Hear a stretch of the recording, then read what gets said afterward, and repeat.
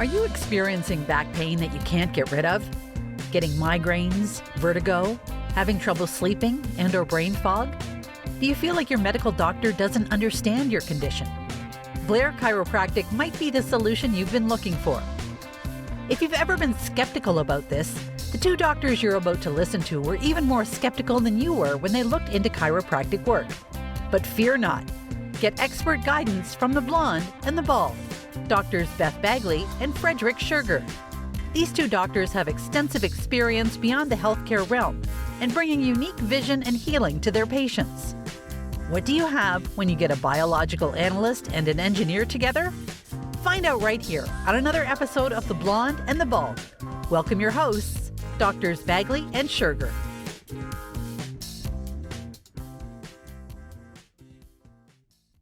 Welcome, folks, to The Blonde and the Bald. This is Dr. Schurger.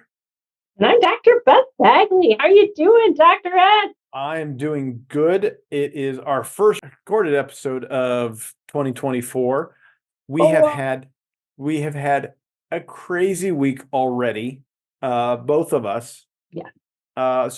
This is going to be a little bit disjointed. We have a little bit of plan for what we want to talk about, but quite honestly, it's 20 after 6, and both of us, Dr. Bagley just texted me a few moments ago saying, I just put a last one down to rest, and I was just getting one up. And honestly, I'm yawning already.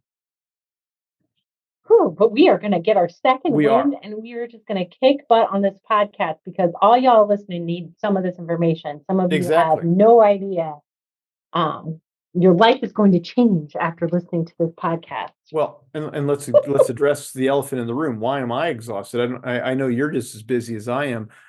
Today was my first day that I had a morning shift, but I also have had, I think I've had like 4 new patients in 2 days, all out of the blue, and I'm managing all of that myself. So I've got people who are saying, I need to go see Dr. Schurger. And a lot of them are from, they just moved to the area, and they said, I think this upper cervical stuff might be for me. So, and I love that. And I'm never going to complain about being busy. No, I don't either.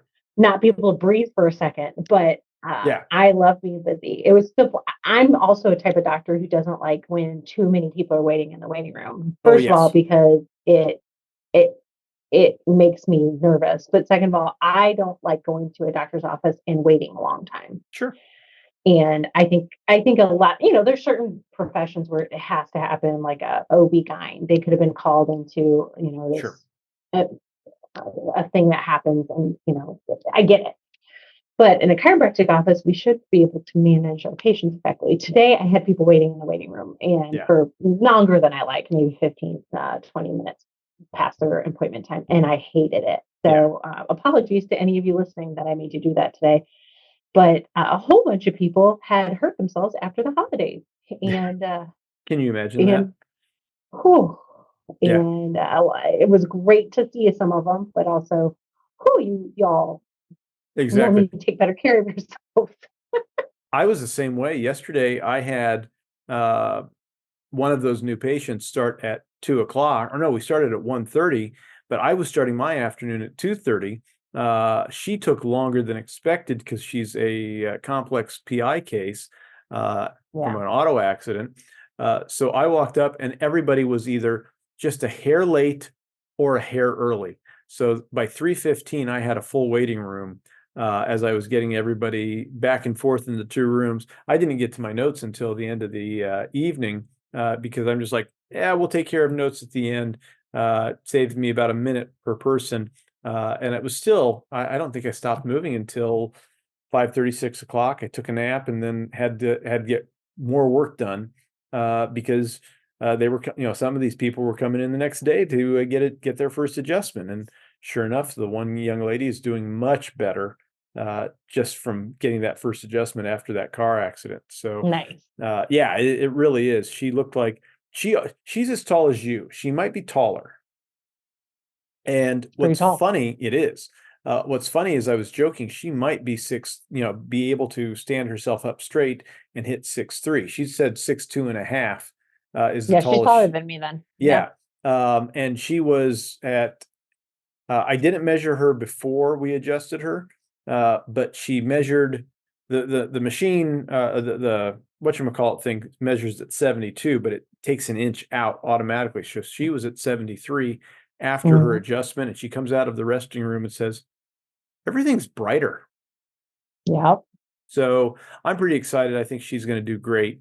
Time will tell, of course, but it's always curious to see how many people had messed themselves up over the break. In fact, I was on vacation officially all of last week between Christmas and New Year's, but we get back into town on Friday afternoon at 4:30, and at 5 o'clock, I've got a half dozen patients waiting for me, including one who's a regular who just got in a car accident earlier that week. So it's been busy, and it's wonderful. Yeah. And I like this. One of my nuns who works in a hospital system made the comment, "Doc, you want to see 50 people a day?" And I'm like, yes, I do. And I was enjoying what I was, that extra busy afternoon. So it was a great opportunity. Yeah. And one of the things that I thought about this week or just tonight was when you have a husband and wife or two family members come in together, right? And one of them starts doing really well, really fast under care, and the other one's a slow changer, and everybody's different. I had to have that heart-to-heart conversation tonight with the wife, and I was like, hey, I know your husband is one of those like type of getting an adjustment miracle changes, like all these changes, all these, his vision is better, his night vision is better, his headaches are pretty much gone and they were constant, his range of motion is better, and he's a truck driver. So not that it's not important for everyone, but driving a truck at night is you need all of your senses, and big trucks too. Right. And so, but she is, she manages the business, but also is a mom, and her symptoms are they're changing a little bit, but not much change. It's not like better. It's not like, oh, I feel great. She feels icky still. So that's one of those hard conversations, and saying it's okay. And you can't ever compare apples to oranges. You can't compare you to your husband or anybody else, because everybody's journey is different. Yeah. And she's starting at different places. Exactly. And sometimes people just take longer to heal. I was one of those people. I did see some immediate changes, but it was a good 4 months before I was like really realizing how much better I was. So anyway, that's my little win and story about how it's okay for it to take time. And I see those very regularly. In fact, sometimes one spouse will notice a change and the other one won't.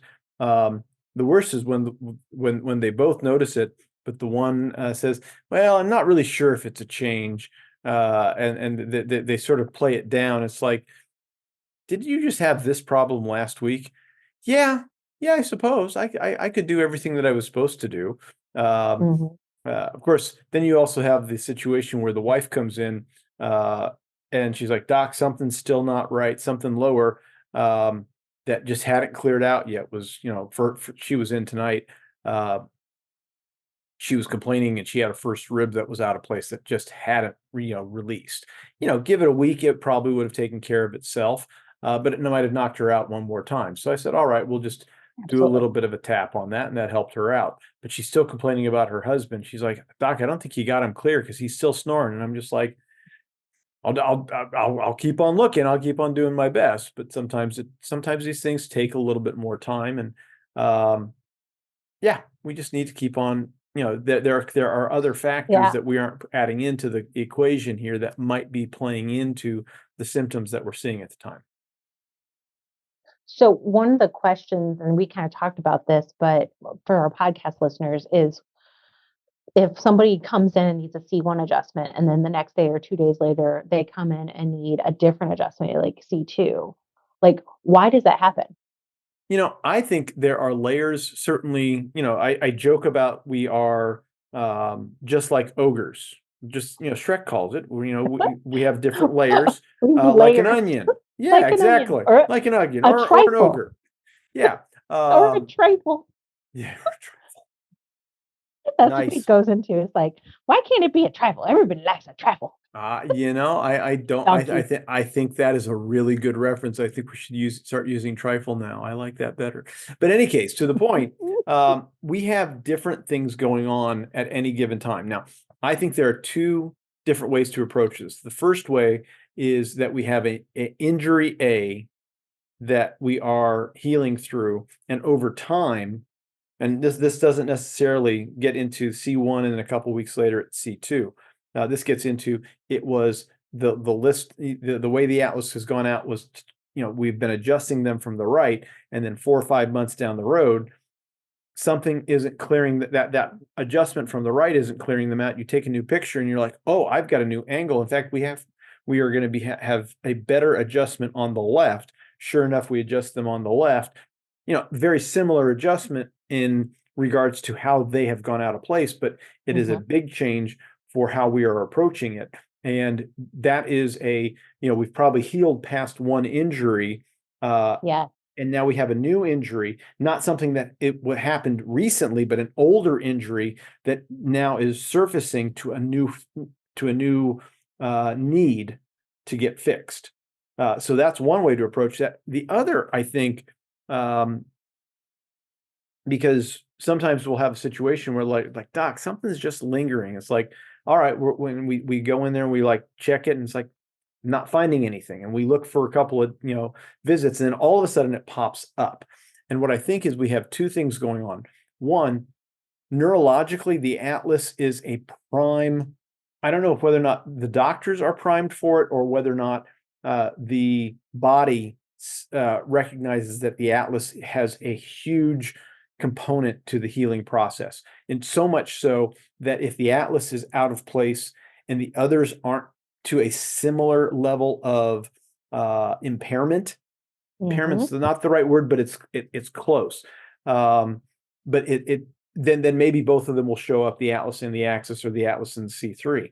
But generally, what I suspect is the atlas is overwhelming. The atlas being out of place overwhelms the nervous system so much that even though C2 or 3 or 4, maybe not all three of those, but one of those might still be a problem, but it's so overshined by the atlas that unless the atlas is really properly back in alignment and staying there, those others don't show up to any sort of significant degree. Whether or not that is a situation where the body says, I'm ready to address those lower ones because, again, that other injury has finally come up to the surface, or because it is overshadowed still by something of the atlas not being as clear as we would like it to be. I'm so glad you brought this up the way you did, and that we haven't pre-talked about this, because I feel exactly the same way. I don't think this is taught. I don't think it's something that's part of they don't really discuss it the way we're discussing it here. And I think you're 100% on track with it, because I see the exact same thing in my office where C1 is I call it blazing out. Like it's just out, and I can't see anything else. Like they could have 7 other misalignments, but the only thing I can see, because C1 is so impaired or impairing the nervous system, we have to adjust it. Yeah. And we adjust it, leg lengths will come back to even, scan clears out, but those other things are still there and they're still present, and we just neurologically can't see it until C1 is stabilized. Yeah. And I do explain that to my patients a very similar way than you do. And I think again, I don't have a double-blind placebo-controlled study that says that that's correct, but considering I see it the exact same way that you're seeing it, in two different doctors in 2 different states, I think we're on the right track with that. Well, and I think that there's a couple things to think about here, and the reason that it's not really discussed amongst the techniques is largely because it's very just observational at this point in time. I don't think while we understand, there's not a chiropractor on the planet who adjusts the spine. Let's be specific, folks. There are a lot of chiropractors on the planet who do nutrition and acupuncture, and if they ever adjusted a spine, the last spine they adjusted was in clinic. as a student, they did not take it out into their practice. I'm talking about chiropractors who adjust the spine. If you ask any of them, where are they going to adjust? Gun to their head, they have one segment to adjust to get someone better. They're always going to say Atlas, Absolutely. because they know that has the greatest impact. We understand that, and that is something that we can address. But what we don't understand is, are there hierarchies along the spine that maybe are more important that we should be looking at? Certainly the Gonstead folks, who do a more full spine approach, they are, when you start talking to some of the guys who are really teaching and understanding what Dr. Gonstead had figured out, you might see, using the thermography breakpoint analysis, multiple spots showing up. Maybe you see an L5, a L4, a T1, T5, C7, and C2. Maybe all of those show up. You might only choose 3 of them, and you're not going to choose 4 and 5 because they're too close to each other. You might choose 5. You might choose one of those thoracics, or maybe that lower cervical, and then C2. So they like to keep them spread out because they believe that is having a neurological impact that is maybe too much for the body to handle if you went to take care of all of them. So we can all say that the Atlas has this high priority. And again, this comes back to what are the doctors looking for? Most doctors who are practicing upper cervical chiropractic are thinking, all right, what's going on with the Atlas today? Whereas those of us who practice the Blair work certainly have a strong look towards the Atlas. Yeah. We need at least acknowledge that those lower ones might have some involvement day in, day out. But again, how does one segment overshine another?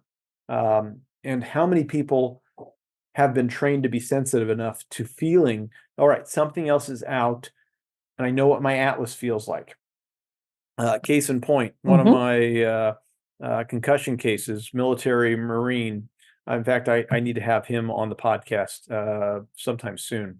I'd love to have him. That'd be amazing. He's fantastic. He's been doing some injection works with a doc down in Tampa, not Tampa, Myrtle Beach, and he's super excited about how much it's changed. But normally his Atlas is out. We changed up how we adjusted his Atlas recently, and completely new for him. But he got back. He flew down there over the holiday, came back, and he was saying, Doc, something's off. I mean, it's not my Atlas. At least it's something different. And sure enough, his axis was out of place. I adjust his axis, and he's like, oh, yeah, that's the one. In fact, if I could have seen more non-Atlas patient adjustments this week, most of them were axis. I saw a lot. I'll be honest. Me too. So I don't know. I really did too. I don't know what the holidays did to people, but exactly. I really did. Or maybe everybody relaxed over the holidays and their Atlases were able to settle, and now I have a lot of Atlas holding. Yeah. Yeah. But then also a lot of weird stuff today too. I concur. I am right there with you on that. So, but it begs the question, what is the body available to heal? One of the worst comments that, not towards me and my practice, but one of the comments that I had, I ran into somebody just sort of randomly. We were talking shop, and knew that I was a chiropractor, and the comment that he made, I believe it was a man, might have been a woman.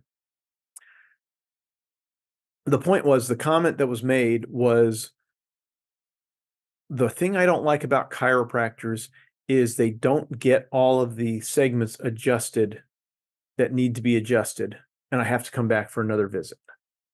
And I thought about that for a second, and I'm just like, I know that's not the case, but why isn't that the case? And what else is going on?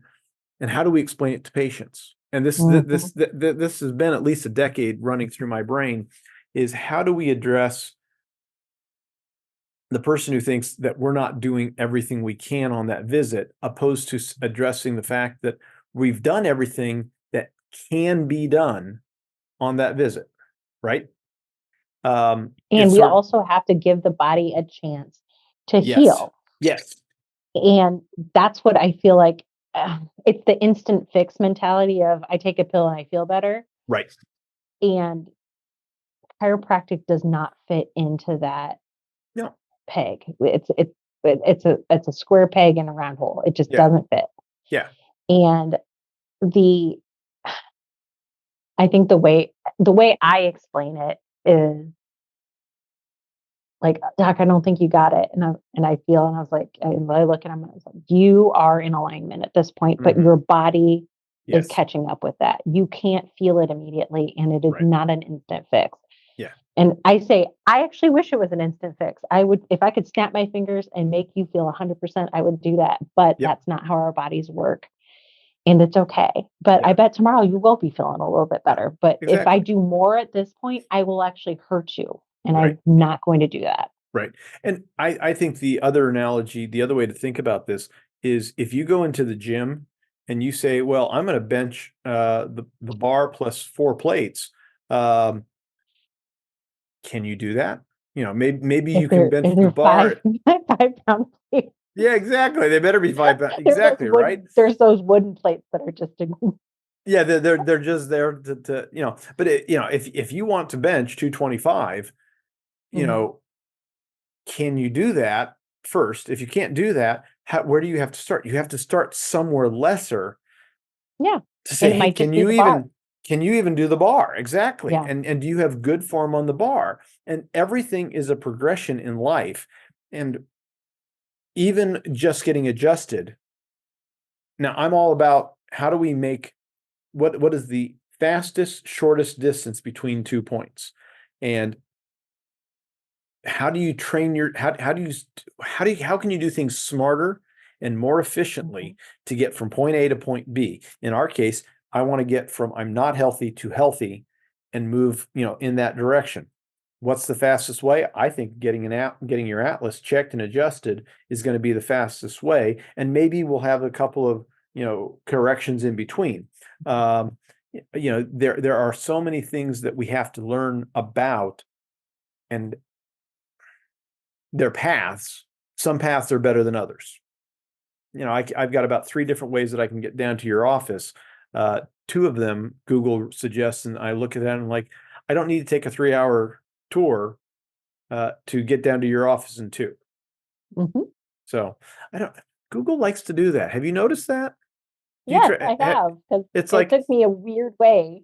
It's like it's going to take when you I was an going extra through hour. Illinois. Yeah, exactly. It's like, why are you making me want to take an extra 45 minutes? Oh, it's the eco-friendly route. I'm like, no, it's not. And I'm like, no. Me being in the car less people. Exactly. It's my eco-friendly. Yeah, exactly. So again, it's understanding that, we're trying to figure out the shortest point for people to get from point A to point B as efficiently as possible.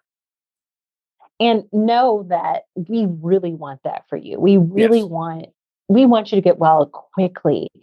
And the quicker, the better, and feel well. We want you to not just get well, but feel well. We want both. Yeah. And I do think there are some doctors, chiropractors, all sorts of doctors who might string people along and make bad decisions that way. When you meet someone, if they have integrity or not. You can feel it coming off of them. And I know you have integrity, and I try my hardest to have integrity with that. I never ask people to come in more than I think they should.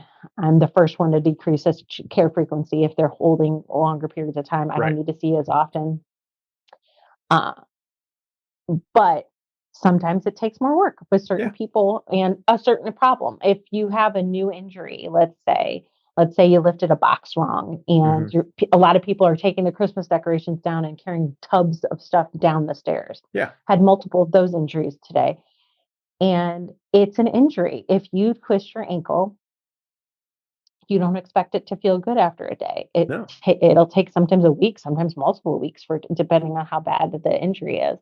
Well, when you hurt your back or neck or spine, misline of vertebra, it could be very quick, or it could take time too. And those soft tissue injuries that surround a misalignment is what takes the time to heal. The adjustment itself, although very quick and easy for us because it's relatively painless, that's just the beat that starts in motion the healing. Right. We are the ones who we get to tell you that, hey, it's going to take some time. It's not time to go run a marathon on this. You need to take the time to heal.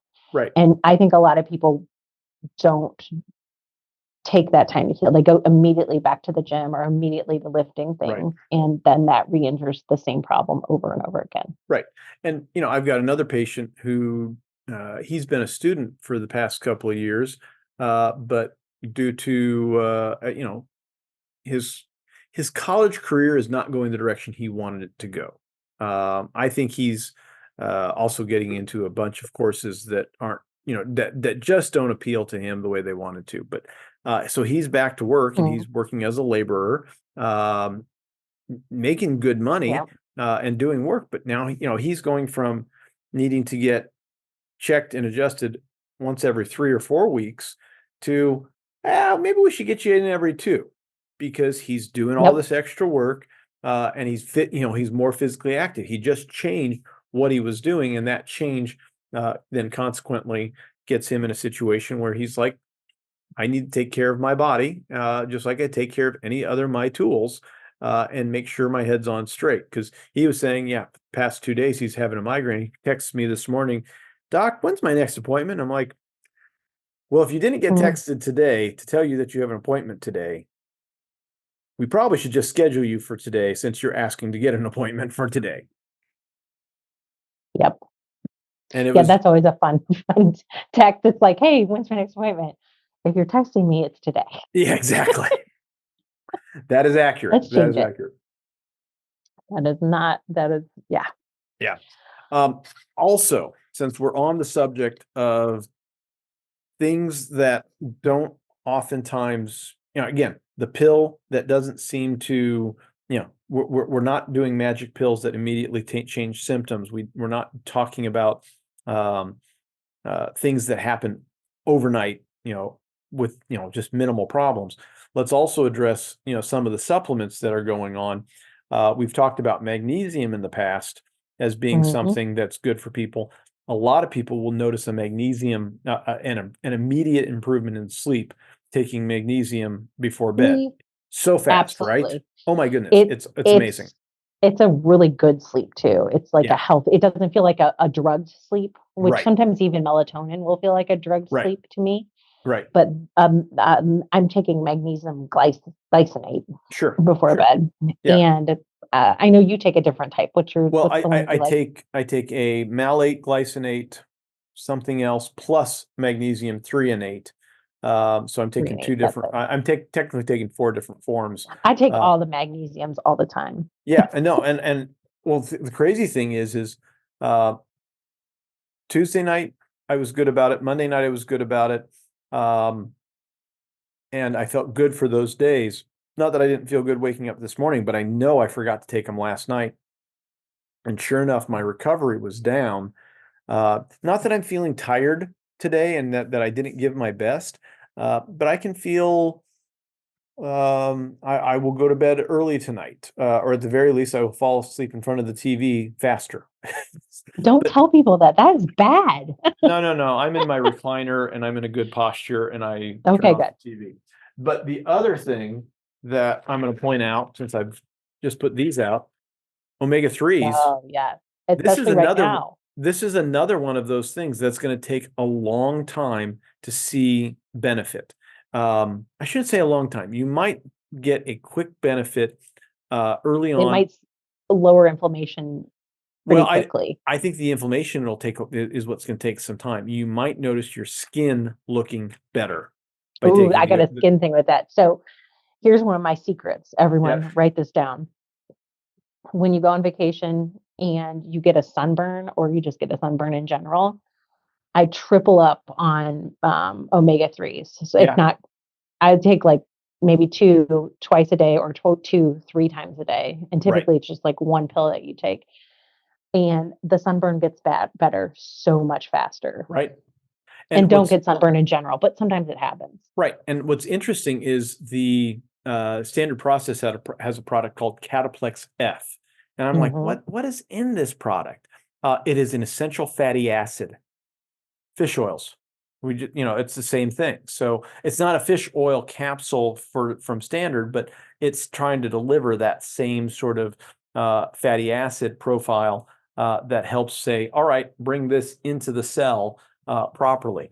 And understanding that a lot of sunburns are just simply an imbalance of vitamin D to your body's mineral content in the cells, because vitamin D doesn't care whether or not the minerals are in your gut or in your cells. It's pulling all of the minerals into the bloodstream when you get that high exposure. And if you can force them back into the cells, you have less of a problem with that burn as well. Yeah. So is that one of the things that you would also take a extra dose of vitamin D after getting sun exposure like that, or no? No, definitely not, because you already had you had the dose of vitamin D, so you don't need more vitamin D at that point in time. You need something else to counter that, which, like you said, the fish oils. I like Cataplex F. Of course, my first choice, so that I don't have any problems with this, is carnivore diet. And quite honestly, since I've been on the carnivore diet, I don't burn. It is surprisingly a solution. Everyone's like, oh, what's the best superfood? It's beef. Meat. It really is. Oh, delicious, funny story. yummy meat. Funny story, talking about meat. So we just got done with the holidays. This was the first year. This was the first at Christmas time. Normally, we haven't had everyone coming back for a while. First time that all the siblings were at the house, plus all the grandchildren. So it was a wild time. And my brother Dave, who hasn't been, he just doesn't come to the family gatherings as much. I don't know. Dave's angry. I had made a brisket. If you listen to this, Dave, start coming to the Dave family won't listen to this. That's the Life good is news. short. But on, I did make a comment to his wife that I don't think I've seen them in what feels like a decade. But it's certainly been 2 years. But anyways, I just made this brisket. I'm experimenting with times, and I have him try it because I've already tasted it, and I wanted to get his opinion. And he's like, takes a piece. It's good. That's high praise from Dave. That is high praise from Dave. High praise from Dave. So we were all like, oh my goodness, that was the best thing ever. And then they complain about me telling my sister that she didn't temper her chocolate turtles properly because they're melting in my fingers. And I'm like, I know they're like giving me a grief because I'm bringing up the fact that she didn't do them right as I keep on stuffing my face full of chocolate turtles because they were so good. Oh my gosh. And that's the thing is, it's like, yeah, okay, over the holidays, we sometimes indulge in our sweets or something like that. But what did I do a couple days ago is I threw all of that crap away. There was still stuff left in the pantry, and now it's gone. And now I've got my meat and vegetables. I know you don't eat the vegetables. I'm sorry to say the B word in front of you. Vegetables. I know. I'm okay. I will not die. I'm back on my meat and vegetables, and man, do I feel so much better. It's so fast. And the crazy thing is, did you notice how the first couple of days you were craving the stuff that you had thrown away? It is absolutely addicting. Our food supply is, I don't want to say outright. It's designed. It is designed. Designed is the right word. I don't want to say it's poison, but it's sort of poison. It's poison. Yeah. It's designed to be an addictive poison. What was the one that one of my patients was telling me about? She was complaining about her fibromyalgia, but she went to a place called Ollie's. Are you familiar with that? Yeah. We got one right by my house now. Okay. So that might have been the one she went to. And she walks in there and she sees Boston cream Pop-Tarts. And they're probably almost out of date, by the way, because that's what Ollie's is all about. Yeah, exactly.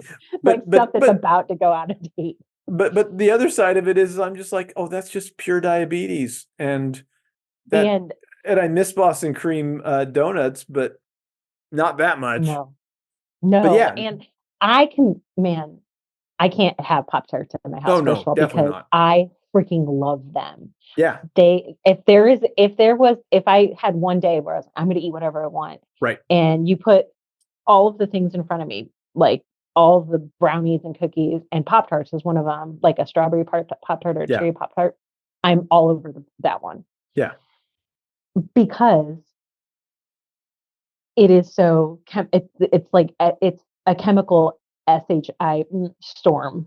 Yeah. That my body craves. Once I eat one, then it's a package of 2, serving size is 1. Exactly. Of course you eat the second one. Right. And how much do you suffer after that too? Yeah, So you exactly. let's say you've been eating well for a week now. Right. Or now when this podcast comes out, you've been eating well for like 3 weeks, 4 weeks. Yeah. And that one moment where you're like, okay, I'm going to eat this Pop-Tart. You have a choice at that point. You can eat it and say, okay, that's just the one thing I'm going to do. And then I'm right back to where I'm supposed to be. And you can do that. But now you've turned on that center in your brain that says, well, just one more and just one more thing. And then you start craving that. And in the back of the pantry, those 4 other Pop-Tarts are sitting there. And you can't throw them away. It's just one box. And that one box, it's like cigarettes. You just have one more and then you go another pack, and then boom, you're back to addiction. And the worst part is here in about a month or a week or 2 after this podcast gets released, Girl Scout cookies are going to be everywhere. Oh, again. It's Girl Scout cookie time. Yep. It's happening. And folks, here's the worst part. Realize that a serving size of Thin Mints isn't 2 cookies. It is 1 sleeve. It is the whole sleeve. There are 2 servings in that box, and it's a sleeve of Thin Mints. And you all know that is a true statement because it is that addicting. So here's you eat 2, and then you may even put them in the freezer because they're delicious in the freezer. Absolutely. And you'll say, okay, I'll just take, you will go back to that freezer and go back and back and back. Yes. And at some point you'll be out of cookies and you'll be sad. And then you're also going to be sad in your soul. And then your knees are going to start to hurt when you go up and down the stairs. Oh, that's just me. Because the inflammation levels go straight up. Exactly. Inflammation straight up. And then what do you do when you go to the grocery store is you buy more of that crap because now you've started the cycle again. Yeah. Just don't do it. And if you want to support the Girl Scouts, you do not have to buy their cookies. You can actually buy cookies for servicemen overseas, people. Or you can just give them money. Just write them a check. I write them a check. Because all they're looking to do is looking to do their jamborees or their trips or whatever. Absolutely. We don't need to feed a cookie industry and literal cookie monsters. Now, that's a good name of the podcast should be Cookie Monsters. And we'll talk about Cookie Monsters. I think that's because the other problem is my sister-in-law knows that I love 7-layer bars and she makes them gluten-free already.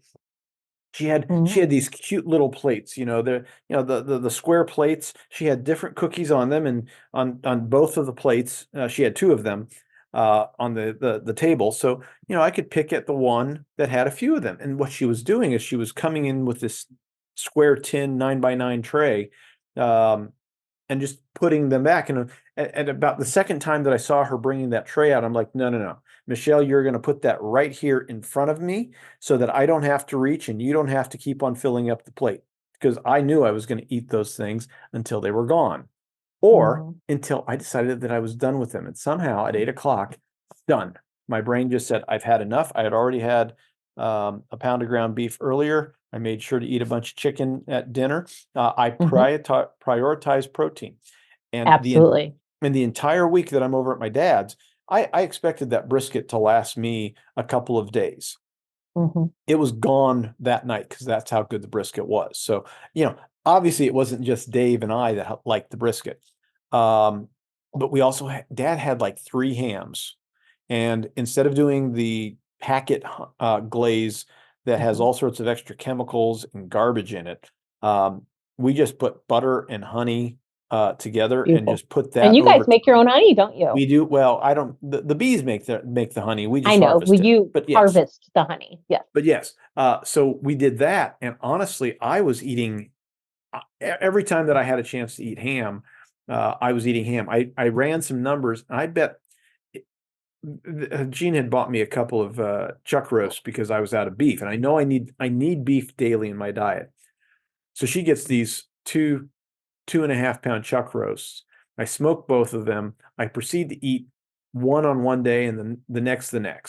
And I'm probably also eating a pound or more of ham on those same days. So I probably put down anywhere close to 4,000 calories of just meat, but all of that protein is protein. And my body says, hey, you're fine. And yeah, I'm still a little bit higher as far as the I want to scale. put a little disclaimer is you are not necessarily trying to lose any weight at this point. You're trying to maintain and build muscle, correct? I mean, you may be a few pounds after Christmas. I would like to lose some body fat at this point.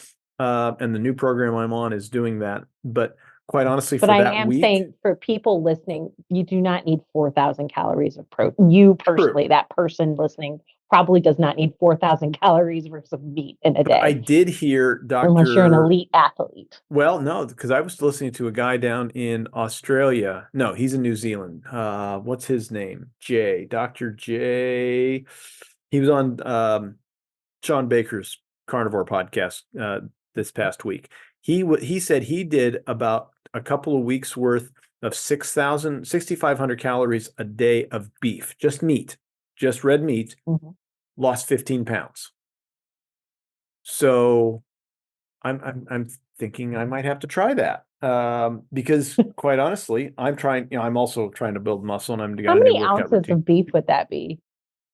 That's why here, I'll look it up. I'll look what the math was from last week that I did. Because I know there's fat and stuff like that, but in general, like right. Guessing. Well, and we'll use chuck roast because chuck roast is probably our best, is your best bang for your buck when you go to the grocery store for that. And folks also bear in mind that I was probably walking 12, anywhere from 10 to 15,000 steps. There was a lot of chainsawing and what is the other? Wood chopping going on. So 36 ounces of chuck roast. No wood this year. Well, everyone has their own. 36 ounces of chuck roast is 3,300 calories. So how many ounces did you say? 36?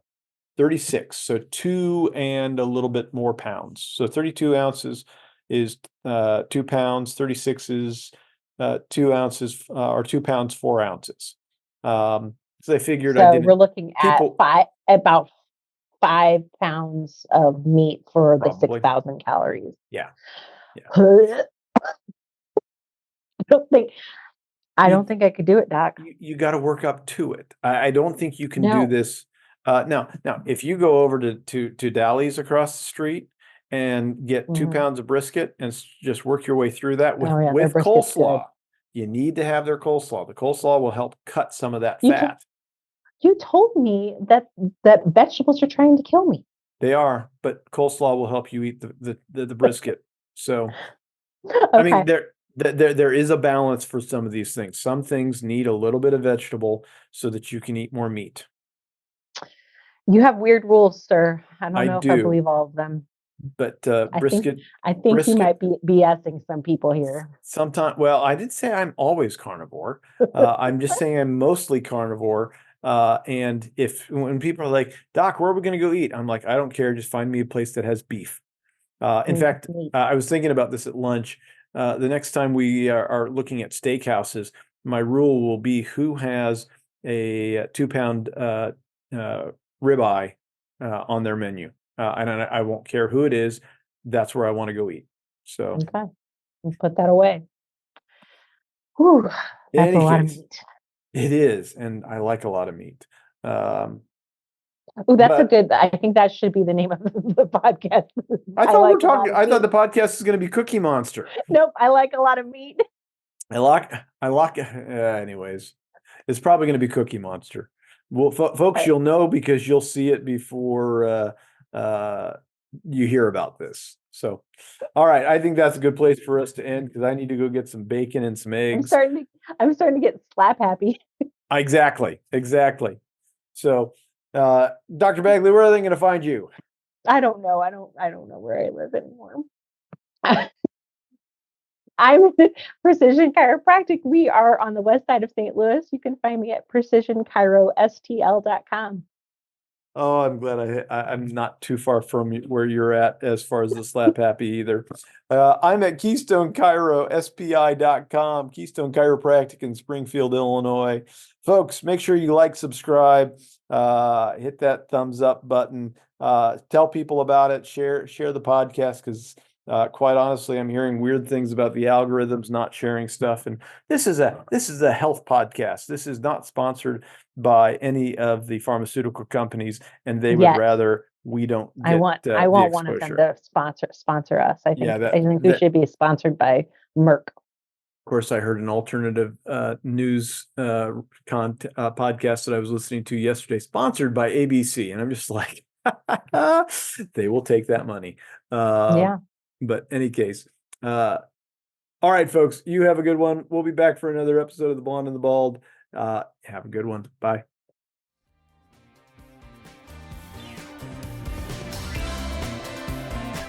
That's all for today's episode of The Blonde and the Bald. Don't forget to like, share, and subscribe. If you enjoyed today's show with Doctors Bagley and Schurger, remember, don't give up and just live with the pain. Come back next week and get more answers and solutions. Visit our websites at KeystoneChiroSPI.com and PrecisionChiropracticSTL.com for more info, and catch all the episodes of The Blonde and the Bald.